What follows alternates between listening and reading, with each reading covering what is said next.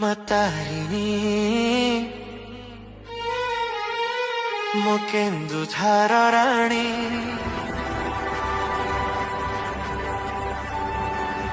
ଏଠାକୁ ଆସିବା ବେଳେ ଗୋବିନ୍ଦ ଭଞ୍ଜଙ୍କୁ କୌଣସି ଅସୁବିଧା ହେଲା ନାହିଁ ତ? ମା ତାରିଣୀ ମୋ ସାଥିରେ ଥିବା ବେଳେ ମୋତେ କିଏ ଛୁଇଁବ?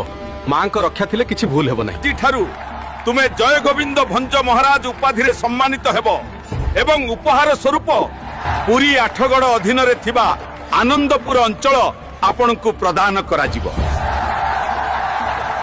ମୁଁ ବହୁତ ଖୁସି ଯେ ପୁରୀ ଆସିଲି।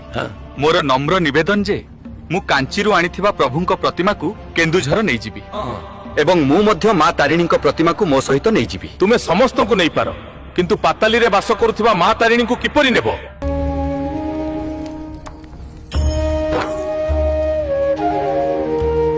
ମା ତାରିଣୀ, ହେ ମା ତାରିଣୀ, ଯଦି ମୁଁ କିଛି ଭୁଲ କରିଛି ଦୟାକରି ମୋତେ କ୍ଷମା କର।